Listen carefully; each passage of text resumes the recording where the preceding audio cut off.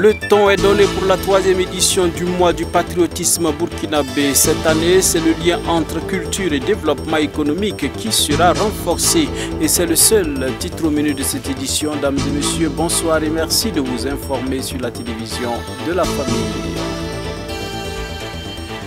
Tout d'abord, le président du Faso a reçu en audience un envoyé spécial de la présidente de la Tanzanie. Au cours de cette audience, la coopération entre les deux États ont été saluées et plusieurs domaines de coopération ont été relevés, dont la coopération sur le plan sanitaire. Le docteur Jakaya à sa sortie d'audience. I'm a special envoy sent by my president, Her Excellency Samia Suluhu Hassan. Je suis un envoyé spécial de la présidente de la République de Tanzanie, Samia Suluhu. Je suis porteur d'un message. J'ai apporté une lettre de la présidente à son Excellence Ibrahim Traoré, président du Faso. À côté, nous avons discuté de la coopération entre le Burkina et la Tanzanie. Nous aimerions voir s'intensifier notre coopération. Il y a plusieurs domaines de coopération dans lesquels la Tanzanie aimerait coopérer avec le Burkina Faso. Et le Burkina Faso aussi aimerait coopérer avec la Tanzanie. L'un des domaines dans lesquels nous aimerions coopérer est le domaine de la santé. Des cardiologues burkinabés ont visité notre institut de cardiologie en Tanzanie. Et aujourd'hui, à 17 h encore, nous avons une rencontre avec le fondateur de l'institut pour discuter davantage sur les aspects de la coopération. See how we can work together. Le Premier ministre Rimtalba Jean-Emmanuel Ouedraogo, représentant le président du Faso, le capitaine Ibrahim Traoré, a lancé hier à Bobo Dioulasso la 3e édition du mois du patriotisme burkinabé. Cette célébration culturelle se tient sous le thème patriotisme culturel et développement économique. Le président du Faso a exhorté les Burkinabés à s'impliquer activement pour la réussite de ce mois du patriotisme burkinabé. Le reportage est signé Tourasida Salam Ouedraogo. C'est parti pour la 3e édition du mois du patrimoine burkinabé. Pendant un mois, les Burkinabés sont appelés à magnifier les valeurs qui constituent le socle de leur identité. Pour la présente édition lancée à Bobo Dioulasso, le thème est Patrimoine culturel et développement économique. Un thème qui invite à une réflexion profonde sur la place de la culture dans le développement national. Cet événement est un rendez-vous d'identité et de mémoire, un temps fort pour honorer et perpétuer l'essence même de notre nation, notre patrimoine culturel. À travers cette célébration, le peuple burkinabé magnifie les fondations profondes de son être collectif. Il rend hommage à ses valeurs, ses savoirs, ses expressions, ses lieux de mémoire et affirme fièrement son ancrage endogène dans le monde contemporain. Pour cette 3e édition, nous sommes appelés à réfléchir sur le thème patrimoine culturel et développement économique. Ce thème interroge notre capacité à faire de notre culture un moteur économique, un levier d'innovation par nos artistes, artisans et entreprises. Il s'agit de faire de nos traditions, de nos croyances, de nos récits et de nos créations des ressources pour le développement et le bien-être de nos communautés. Dans son discours lu par le Premier ministre, le président du Faso, le capitaine Ibrahim Traoré, a lancé un appel aux Burkinabés de tout rang et de toute classe à s'approprier ce mois du patrimoine afin d'en faire un succès. Je lance alors un appel à toutes les forces vives de la nation. Engageons-nous avec ferveur durant ce mois dédié à découvrir, faire découvrir et célébrer notre héritage commun. Seul ou en famille, en groupe socio-professionnel ou associatif, visitons nos sites historiques répertoriés, mettons en vitrine les moins connus et célébrons nos valeurs culturelles dans nos actes au quotidien. À ce rendez-vous de la célébration de notre patrimoine, j'engage aussi les médias, les intellectuels et tout détenteur de savoir à entretenir l'opinion publique dans un esprit d'exaltation de nos valeurs et de la cohésion sociale. Je m'adresse tout particulièrement aux chefs traditionnels et coutumiers, aux guides religieux. Votre rôle est central, puisque votre voix porte, votre implication est essentielle. Assumez donc l'héritage de notre patrie en transmettant la flamme vivifiante de l'esprit d'un peuple debout depuis des siècles. Aux acteurs culturels, touristiques et économiques, vous êtes les stratèges et les ambassadeurs de notre culture. Soyez les porte-étendards de la destination Burkina Faso. À la jeunesse, vous êtes les bâtisseurs de demain. Que ce mois soit un moment d'initiation et de fierté. Affirmez-vous dans vos racines, affirmez le Faso sans complexe. Le lancement de la 3e édition est aussi l'occasion de faire un bilan des éditions précédentes. Le ministre en charge de la culture, des arts et du tourisme note un impact considérable. Depuis son institutionnalisation, 2 éditions se sont déroulées en 2023 et 2024. Des résultats intéressants ont été engrangés. À titre illustratif, les activités de la 2e édition ont contribué à booster la fréquentation des musées, lieux de mémoire et espaces de diffusion culturelle. Selon les statistiques collectées, le taux de fréquentation du Musée national du Burkina Faso s'est accru et a atteint le niveau record de 160% en 2024, soit 44 732 visiteurs de plus. Le musée communal Sogosira Salon a enregistré 31 932 visiteurs en 2024, soit un taux d'accroissement de 21% par rapport à l'année 2023.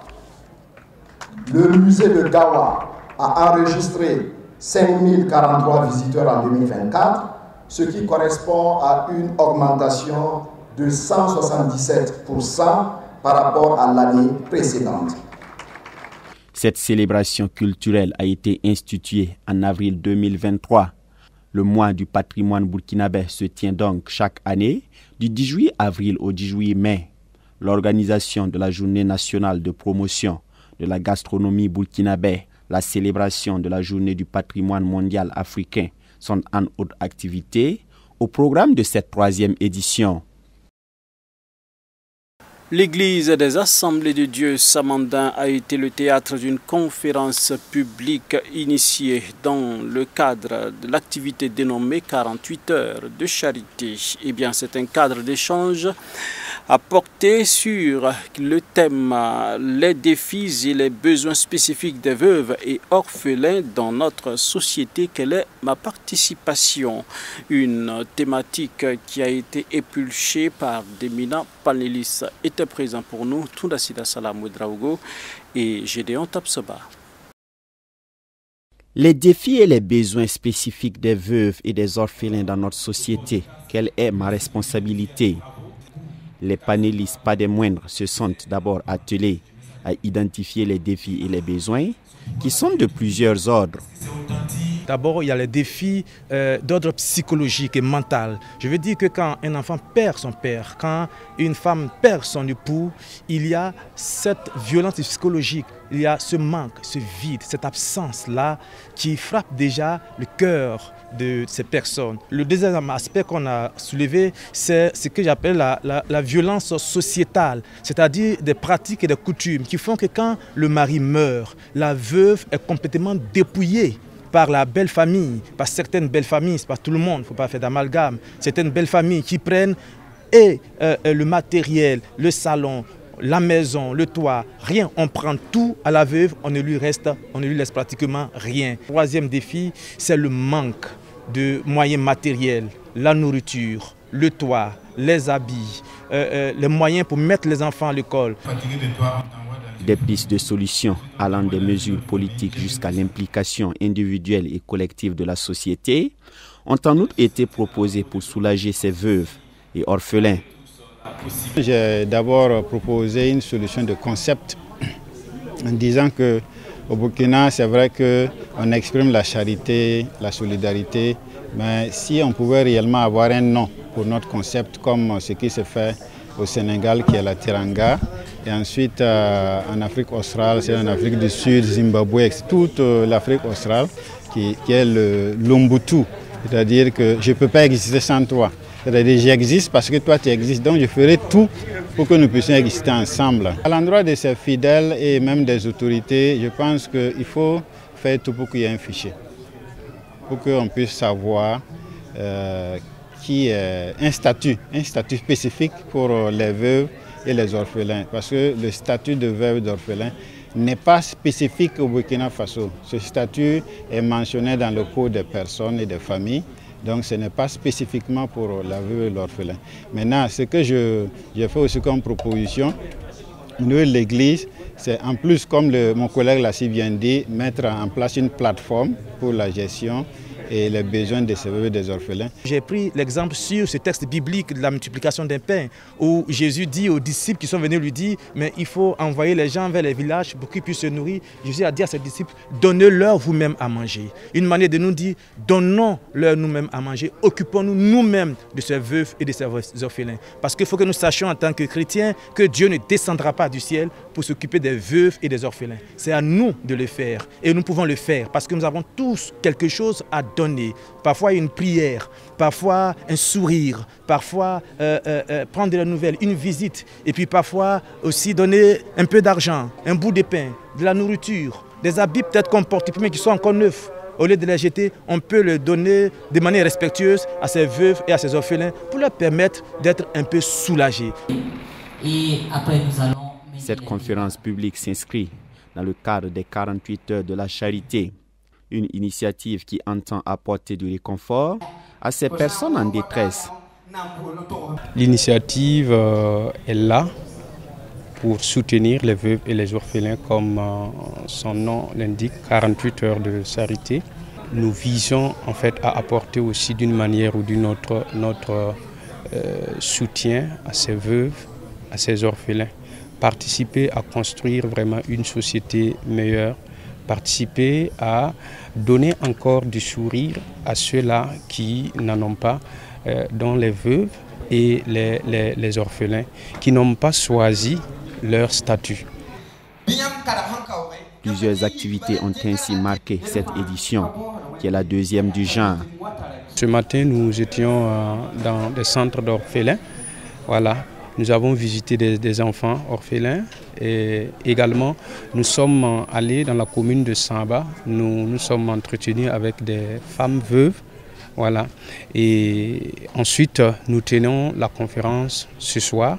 Et demain, nous allons organiser en fait ce qu'on appelle un concert. Nous avons tenu 2 séances de formation au profit des veuves. Et ces formations concernant en fait la production du savon, ça veut dire la saponification et la fabrication des pains Kokodonda. Voilà. Nous voulons accompagner ces femmes-là à s'autosuffire financièrement. Le promoteur compte ajouter plus de contenu à l'initiative Les éditions à venir en vue d'aider le plus grand nombre. Il a par ailleurs invité les bonnes volontés à ne pas rester en marge de cette noble mission. 50 années de partenariat missionnaire célébrées à l'occasion de la convention missionnaire de l'Église apostolique de Burkina Faso qui a fait une halte pour rendre grâce à Dieu pour l'excellente relation qui la lie à la mission suisse et à l'Église apostolique du Ghana. Le compte-rendu est signé Xavier Ouedraogo et Abibala Ibrahima. Tous les 2 ans depuis plusieurs décennies, l'Église apostolique du Burkina Faso organise des conventions nationales qui réunissent des participants de tous les pays. L'objectif de ces conventions, renforcer la foi et encourager l'Église dans sa mission d'être sel et lumière dans le monde. Et pour la convention de cette année 2025, l'Église apostolique Burkina a tenu à magnifier le partenariat qui la lie à l'Église apostolique suisse depuis 1975 à travers un thème intitulé 50 ans de partenariat missionnaire, défis et perspectives. Nous bénissons le nom du Seigneur pour cette convention qui prend fin aujourd'hui Il a été question du partenariat que nous avons avec l'Église apostolique de Suisse depuis 50 ans. Et nous avons voulu marquer donc ce partenariat. C'est un partenariat gagnant-gagnant. Nous estimons que depuis que les Suisses nous accompagnent, eux aussi ils investissent quelque part dans le royaume de Dieu. Ils ont donné le meilleur d'eux-mêmes, ils ont donné des ressources humaines, ils ont donné des moyens financiers. Et nous sommes bénéficiaires, mais nous avons aussi par la suite enrichi la partie suisse par nos relations. Et nous avons aussi visité la Suisse et nous avons aussi apporté la parole de Dieu. Une autre mission de cette convention nationale est de motiver davantage ce partenariat missionnaire. En plus de l'Église apostolique suisse, celle du Ghana est également partenaire de l'Église apostolique du Burkina Faso depuis 50 ans. A strong church, a people who are united. Très content d'être ici et cette convention est un temps vraiment de découverte parce qu'ici nous avons vu une grande église qui fait son travail, une église qui montre encore comment effectivement organiser pour que tout se passe bien.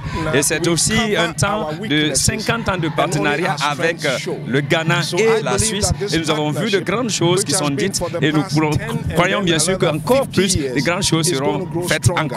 Cette nation a besoin de Dieu, cette nation a besoin encore de connaître la lumière de Dieu pour que bien sûr il puisse être sauvé. Et nous croyons bien que par ce qui se fait ici, beaucoup de choses seront données. Even as we unite and show love to each other, God will do great things in this land. Cette convention nationale de l'Église apostolique du Burkina a réuni près de 6000 participants venus de toutes les provinces du Burkina Faso, de l'Afrique et hors de l'Afrique. Le comité d'organisation qui a accueilli tous ces participants s'est réjoui du bien déroulé des activités. Pour les activités qui ont été menées, en tout cas, on peut se dire qu'on tire une grande satisfaction parce que le programme a été respecté. Il y avait donc chaque matin les réunions de 9h à 11h, de 15h à 17h, c'était des prières et des réunions. Et également une autre réunion les après-midi. Et toutes les réunions ont pu se tenir.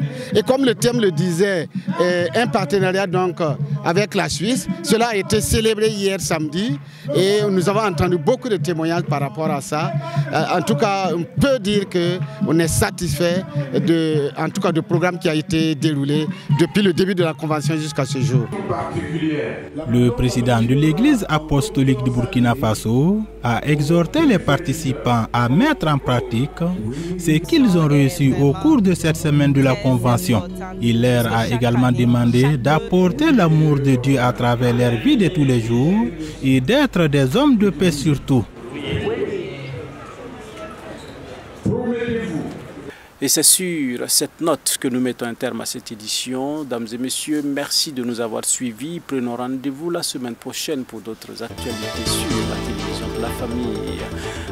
Grâce et que Dieu bénisse notre cher pays, le Burkina Faso.